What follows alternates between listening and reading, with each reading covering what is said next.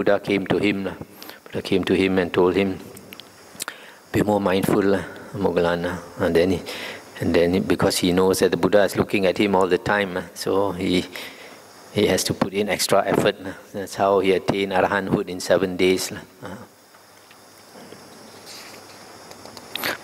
But if you are not too tired, normally, even though you're not sitting very straight, when the energy, the chi starts to go, then the body will naturally become straight. It will straighten the body by itself. I think I stop here for tonight.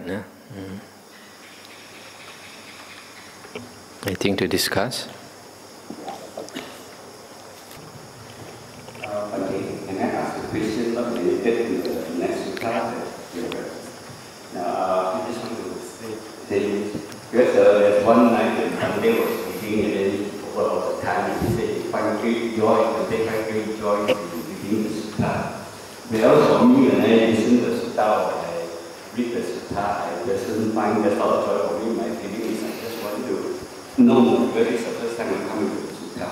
I would like to find out how do you find the joy in reading the Sutta when you are so enthusiastic in reading it every night? This must be, I guess, my affinity from the past life. Affinity from the past life. That's when I was 6 years old and 7 years old, something happened. At that time, I didn't know. But later I came to Buddhism only, I knew. One of them was when I went to school, when I was 7 years old, I went to school, primary school, standard 1. So the first day in school, one boy asked me what was my name. So I told him my lay name is Chun Hai. Chun Hai. So that's a Hokkien dialect. So he translated into Cantonese. He said Chun Hoi. So when he thought of Chun Hoi, he laughed. I told all the other boys, he said, Chun Choi, you got Chun Choi. So I was telling all the boys, Chun Choi. So when that happened, I got annoyed. I got very annoyed. Then a strong thought flashed across my mind that I may be ignorant, I may be Chun Choi, I may be ignorant of worldly things, but I have the knowledge that surpasses the world. When I was 7 years old, I had this thought, I have the knowledge that surpasses the world. Then the next thing was I asked myself, what is this knowledge that surpasses the world? I could not remember. So something like this, years later when I came to Buddhism, then only I recall, then it struck me. So when I first came to Buddhism and I studied the suttas, I was so happy. I was not inclined to sleep and just keep reading until I was very tired and I went to sleep. So this affinity.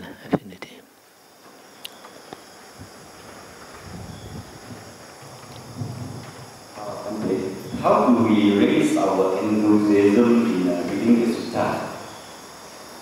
Is there any way to sort of... You must understand, when you understand the suttas, the implication, every time you read a sutta, there are certain implications in the sutta. So if you understand, then it gives you great joy. Also, the suttas make plain to us a lot of things that should be common sense. A lot of things about the world should be common sense, but because of the 5 hindrances, we don't see so clearly.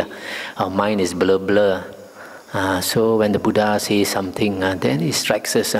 Why didn't I think of it before? You see, like in the suttas, the Buddha said,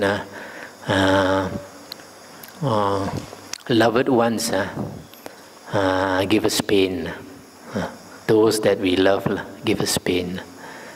So in the sutta, there was somebody asked this. I forgot who was it. Then he agreed with the Buddha. He or she. Then he left. Or maybe he didn't agree. Then he saw a group of people gambling. Then he told them, I just went to see this Samana Gotama. He told me, loved ones give us pain. Then he said, how can loved ones give us happiness? Those who are love give us happiness. How can loved ones give us pain? Then the gambler said, yeah, how can this Samana Gotama say like this? And then they went to pass the word around. So these kind of things, when you are young, you haven't experienced dukkha yet, haven't experienced pain yet. You find it hard to believe. But if you ask our brother Albert, he'll tell you, because of the love of the wife, and the wife passed away, so much pain. He asked Brother Mok, when the mother passed away, she didn't want to die, even though the time had come. She told the children, I love you all so much, I don't want to go. This happens now and then. I hear a lot of these stories. Sometimes I know one case of one lady. She had a few children. When she was dying, she told the husband she doesn't want to go because she cannot let go of the husband. She said she can let go of the children, but cannot let go of the husband. The husband must be very special to her. On the other hand, some other lady I know who was dying of cancer, she said she can let go of the husband, cannot let go of the children. So I see those that we love so much. How can we bear to be parted from them? Just like there's one sutta. What's the name of the sutta? About one young man, he wanted to renounce. So after hearing the Dhamma, the Buddha's Dhamma, he wanted to renounce. So he asked his parents for permission. The parents would not give him permission. Then he asked a few times.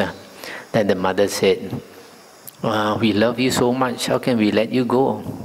Even if you were to die also, we also cannot bear to part from you. How now you're alive, how can we bear to part from you? So he had to starve himself, refuse to eat, until eventually the parents let him renounce. Rattapala Sutta, the Majjhima Nikaya. So love binds us together. There's so many people, when they die, they make a vow, want to meet again in the next life.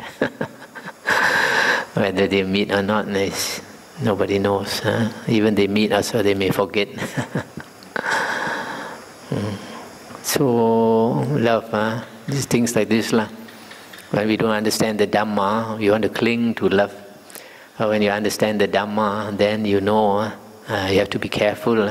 Love is good, but you have to moderate your love. Otherwise, when it goes away, it gives you a lot of pain. Thank you.